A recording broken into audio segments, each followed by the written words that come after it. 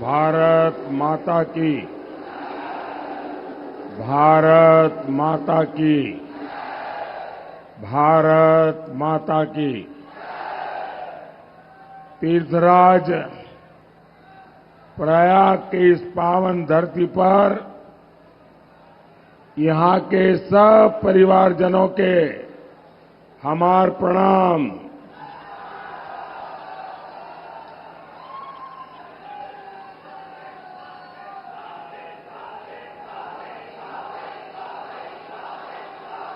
आज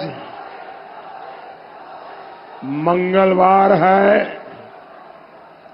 और पास में बड़े हनुमान जी का पावन धाम है। मैं परेड ग्राउंड के इस मंच से प्रयाग के आराध्य और त्रिवेणी को प्रणाम करता हूं। साथियों, प्रयाग तपोभूमि है। ये कुंभ की भव्यता की धरती है। यहां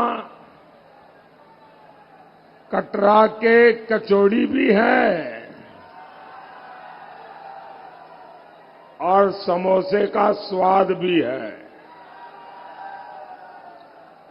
यहां इलाहाबाद यूनिवर्सिटी भी है और गुरु भारद्वाज के आश्रम भी है।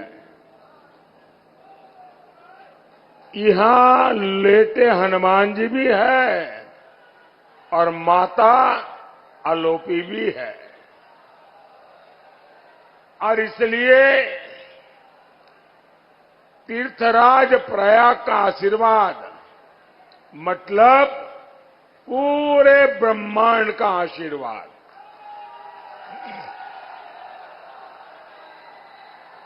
और प्रयाग कैसे अनंत आशीर्वाद दे रहा है, ये आपका उत्साह बता रहा है।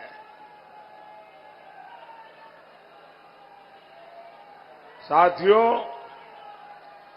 24 का ये चुनाव तय करेगा भारत के भविष्य की त्रिवेणी किधर बहेगी।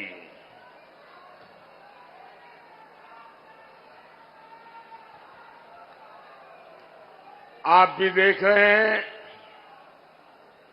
आज भारत की पहचान कैसे होती है। भारत की पहचान अब एक्सप्रेस वेज से होती है। भारत की पहचान इंफ्रास्ट्रक्चर से होती है। बड़े बड़े देश मुझसे कहते हैं, भारत की डिजिटल टेक्नोलॉजी हमें भी चाहिए। भारत अब दुनिया में अपनी आवाज बुलंद कर रहा है। भारत G20 का आयोजन करवाता है तो पूरी दुनिया हैरान हो जाती है। और साथियों, यही तो प्रयागराज का इस क्षेत्र का मिजाज है। यहां के लोग ना किसी से दब के रहते हैं, ना किसी से डर के रहते हैं। जो जिंदा दिली मैंने प्रयागराज के लोगों में देखी है, वो कम ही मिलती है। और यही मिजाज तो आज के भारत का भी मिजाज है। साथियों, आज जब भारत आगे बढ़ रहा है तो हर देश प्रेमी इससे खुश है। लेकिन आप देखिए,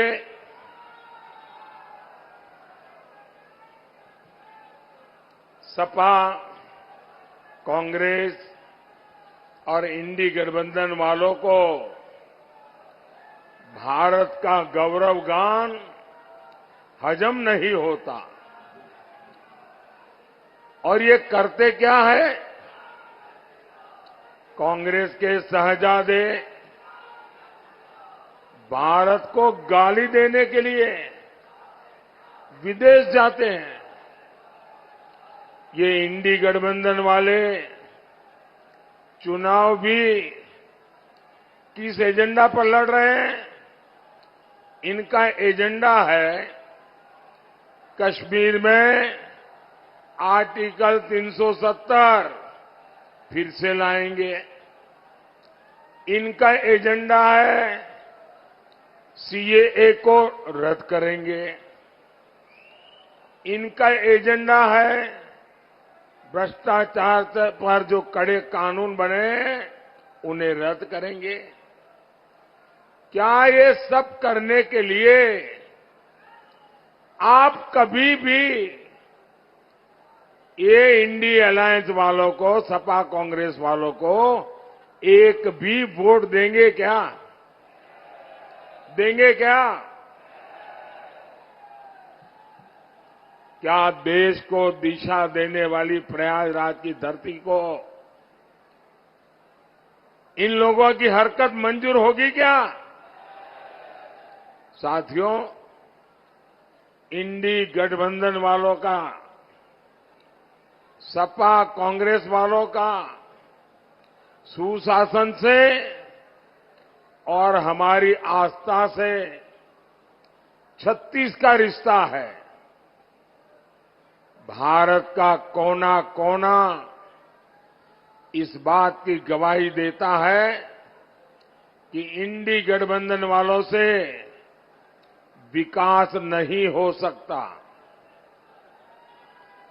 आप यहां प्रयागराज में होने वाले कुंभ का ही उदाहरण देखिए। सपा कांग्रेस के समय क्या होता था? भीड़ में भगदड़ मच जाती थी। लोगों को अपनी जान गंवानी पड़ती थी। हर तरफ अव्यवस्था होती थी। जानते हैं क्यों? क्योंकि उन्हें कुंभ से ज्यादा अपने वोट बैंक की चिंता रही है। अगर कुंभ के लिए ज्यादा कुछ करते दिख गए तो कहीं उनका वोट बैंक बुरा न मान जाए। इन लोगों को वोट बैंक का इतना डर सताता था। सपा कांग्रेस में तुष्टीकरण का कंपटीशन होता था। आप मुझे बताइए, राम मंदिर का बहिष्कार करने वाले लोग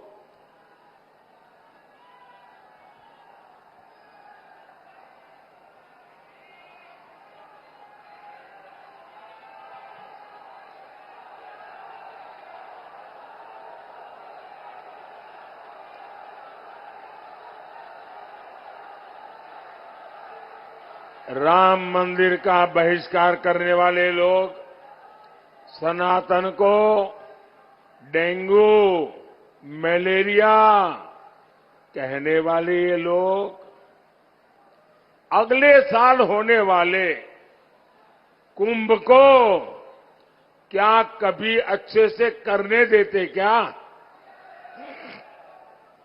साथियों, मोदी का मंत्र है विकास भी, विरासत भी। अभी अयोध्या में भव्य राम मंदिर बना है। अब निषाद राज के श्रृंगवेरपुर का विकास भी किया जाएगा।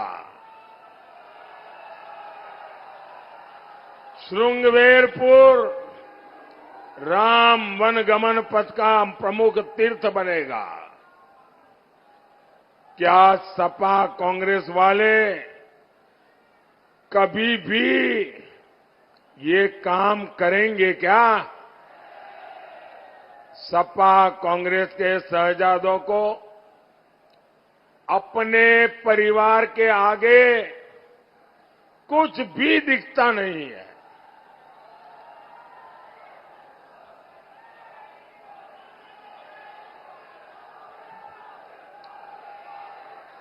कांग्रेस तो आजादी का सारा श्रेय भी एक परिवार को देना चाहती है। आपको मालूम होगा, गुजरात में सरदार वल्लभ भाई पटेल का स्टैच्यू बना है, statue of unity.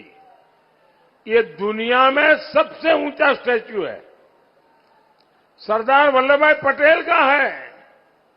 Sardar Vallabh भाई पटेल कांग्रेस के थे, स्टैच्यू मोदी ने बनवाया, लेकिन एक कांग्रेस का परिवार उस तरफ जाने का उनको डर लगता है कि इतने बड़े स्टैच्यू का अगर परछाया भी उन पर आ जाएगा तो शायद उनके लिए आफत आ जाएगी।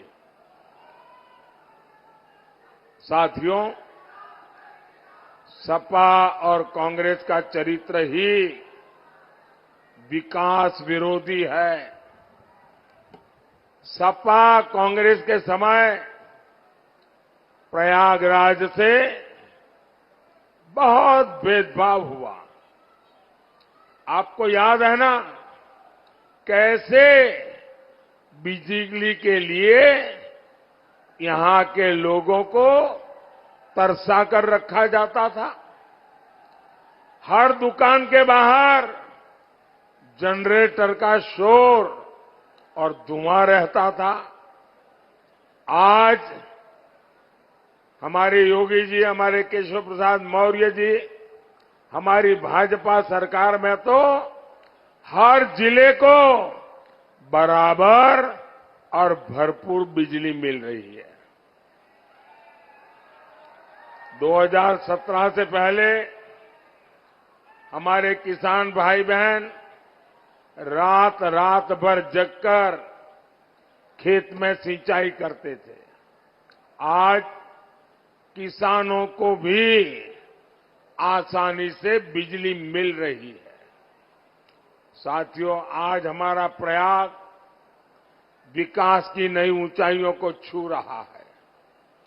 Prayagraj, Raebareli, Lucknow 4 lane highway, Ganga expressway, Haldia से प्रयागराज तक वाटरवे, अमृत स्टेशन और वंदे भारत ट्रेनें, हर क्रॉसिंग पर ओवरब्रिज और अंडरपास, गंगा जी पर iconic cable bridge, Bamrauli airport का कायाकल्प, पहले जो कल्पना नहीं होती थी आज वो साकार हो रहा है। साथियों, यूपी के ऐसे बहुत फर्स्ट टाइम वोटर हैं जिन्हें पता ही नहीं होगा परिवारवादी पार्टी के दिनों में क्या होता था, कैसे हमारी बहन बेटियों का घर से बाहर निकलना मुश्किल होता था। उद्योग धंधे सब चौपट पड़े थे। किसी भी व्यापारी को वसूली और फिरौती का फरमान आ जाता था। हमारा तीर्थराज प्रयाग, यहां खुलेआम सड़कों पर बम चलते थे, गोलियां चलती थी, गुंडे माफिया बेखौफ अपनी शेखी बगाड़ते थे। सीधे सच्चे लोग दहशत में जीते थे। यहां के दुकानदार, यहां के कारोबारी भूल सकते हैं क्या कि उनकी हालत रहती थी उस समय? लेकिन जब से भाजपा सरकार आई है, माफिया के खिलाफ यहां सफाई अभियान चल रहा है।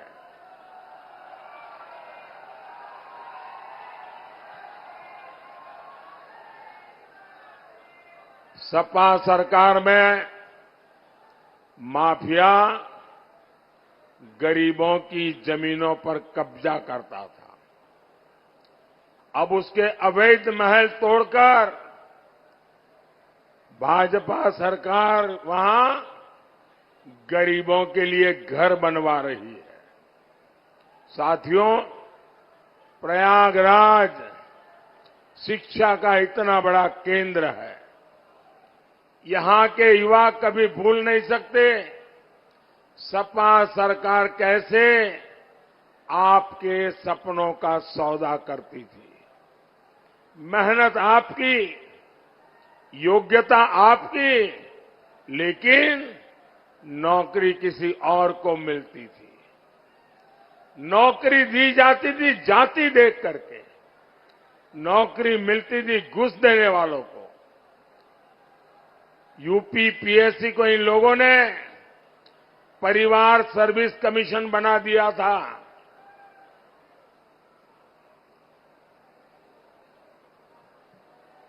यूपी की कितनी प्रतिभाओं का भविष्य इन लोगों ने बर्बाद कर दिया था।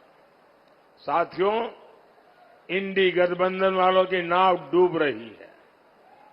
इनका एक ही सहारा है, झूठ, लगातार झूठ, हर जगह पे झूठ, बार बार झूठ।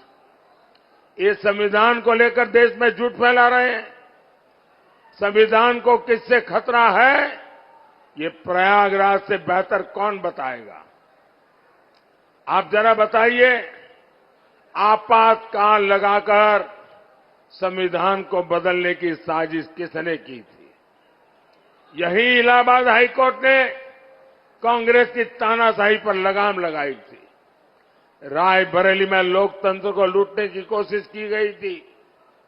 हाईकोर्ट ने उस चुनाव को रद्द करके इंदिरा गांधी के चुनाव लड़ने पर रोक लगा दी थी। भाइयों और बहनों, इतने साल बीत गए लेकिन कांग्रेस पार्टी का चरित्र नहीं बदला। बाबा साहब आंबेडकर भी धर्म के आधार पर आरक्षण के खिलाफ थे, लेकिन कांग्रेस सपा वाले संविधान के खिलाफ जाकर दलितों, पिछड़ों का आरक्षण अपने वोट बैंक को, वोट जिहाद वालों को देने की तैयारी में। कर्नाटका में तो कांग्रेस सरकार ने ओबीसी कोटा मुसलमानों को दे दिया है। अब यही काम ये देश भर में करना चाहते हैं, लेकिन मोदी आज प्रयागराज की धरती पर गारंटी देवे आवा है।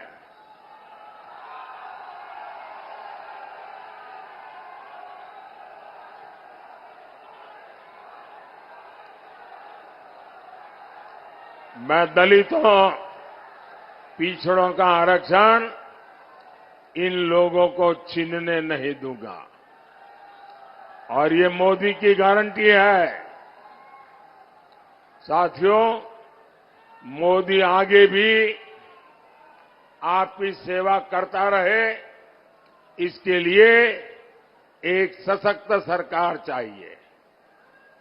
प्रयागराज से भाई नीरज त्रिपाठी जी और फूलपुर से भाई प्रवीण पटेल जी, आप इन्हें जो वोट देंगे वो मोदी को मजबूत करेगा। आप बताओ, 4 जून के इनका जिताए के भेजो ना। हमें जोर से बोलो, दोनों सीट पर कमल खिली ना। अच्छा, मेरा एक काम करेंगे, जरा हाथ ऊपर करके बताइए, करेंगे? घर घर जाइए और जाकर के सबको बताइए कि मोदी जी आए थे और मोदी जी ने परिवार के सबको श्री राम कहा है। बोलिए भारत माता की, भारत माता की। बहुत बहुत धन्यवाद।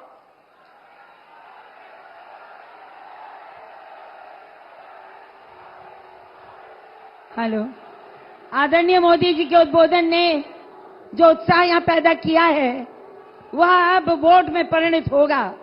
मोदी जी, आपकी गारंटी हमारे लिए 24 कैरेट सोने से भी खरी है और हम आपको आश्वस्त करते हैं कि हम प्रयागवासी आपकी गारंटी पर यह गारंटी देते हैं कि दोनों सीट 51 फूलपुर और 52 इलाहाबाद हम प्रचंड बहुमत से जिताकर कमल का फूल खिलाकर आपके पास भेजेंगे। धन्यवाद। जय हिंद। मेरे साथ नारा लगाइए, अब की बार, एक बार फिर। धन्यवाद। जय हिंद। भारत माता की।